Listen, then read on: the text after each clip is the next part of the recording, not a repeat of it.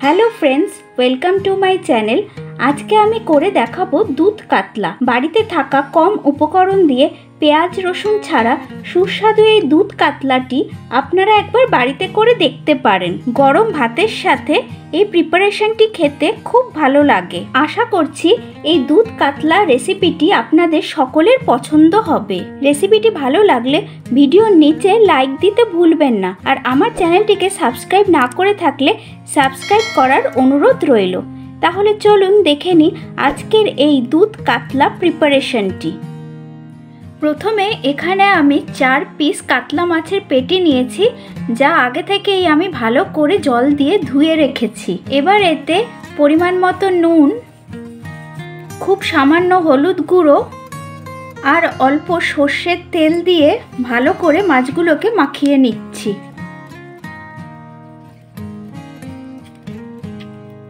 মাছটাকে আমি নুন আর হলুদ দিয়ে খুব ভালো করে মেখে নিয়েছি। এইভাবে ম্যারিনেশন করে 10 থেকে 15 মিনিটের জন্য রেখে দেব। অন্যদিকে একটি বাটিতে ঢেলে নেব 1.5 কাপ মতো দুধ। এই দুধটা আমি আগে থেকে জাল দিয়ে ঠান্ডা করে রেখেছিলাম। দিয়ে দিচ্ছি সামান্য হলুদ, 1 চামচ লাল লঙ্কা গুঁড়ো, আর দিয়ে দিলাম 1 চামচ ময়দা আর 3 চামচ সর্ষের তেল দিয়ে খুব ভালো করে মিশিয়ে নিচ্ছি। বেশ কিছুক্ষণ সময় ধরে ভালো করে মিশিয়ে নেবেন, যাতে এতে কোনো ময়দার লাম্পস না থাকে আর সবটা খুব ভালো করে মিশে যায়। 15 মিনিট পরে এবার একটি কড়াই গরম করে নিয়ে তাতে দিয়ে দেব পরিমাণ মতো সর্ষের তেল। তেলটা ভালো করে গরম হলে এতে ম্যারিনেটেড মাছের পিসগুলো দিয়ে দিলাম। লো টু মিডিয়াম ফ্লেমে এবার আমি মাছের পিসগুলোকে হালকা করে ভেজে নেব। মাছ বেশি ভাজলে মাছ শক্ত হয়ে যায় আর মাছের ভেতরে ঝোলটা ভালোভাবে ঢোকে না আর মাছের টেস্টটাও কমে যায়। তাই জন্য আমি হালকা করে ভেজে নেব। মাছের একদিক ভাজা হয়ে গেছে, এবার আমি অন্য সাইডটাও উল্টে দিচ্ছি। মাছ ভাজা হয়ে গেছে, এবার এগুলো আমি একটি প্লেটে তুলে নিচ্ছি।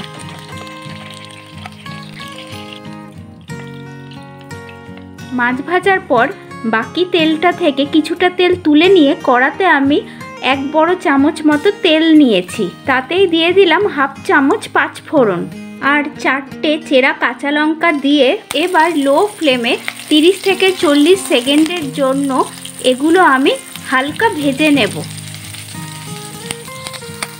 যখন ফোড়ন থেকে সুন্দর গন্ধ বের হয়ে আসবে তখন এতে গুলে রাখা দুধের মিক্সচারটা দিয়ে দেব। বাটিটা ধুয়ে খানিকটা জল দিয়ে দেব, 1/2 কাপ মতো।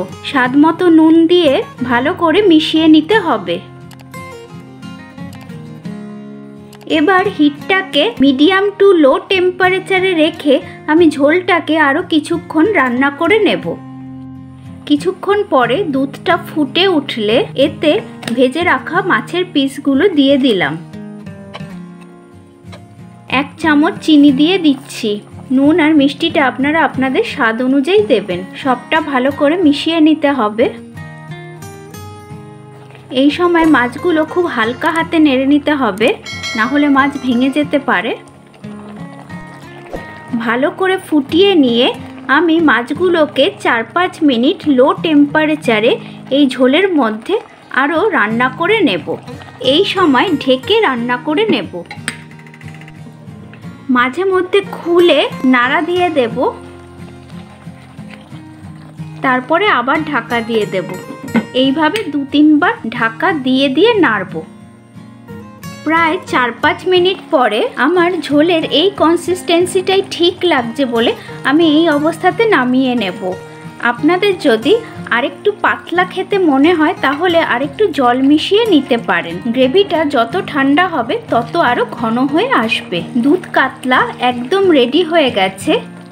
এবার হিটটা বন্ধ করে দিয়ে আমি কাতলা মাছটাকে গরম গরম নামিয়ে পরিবেশন করব।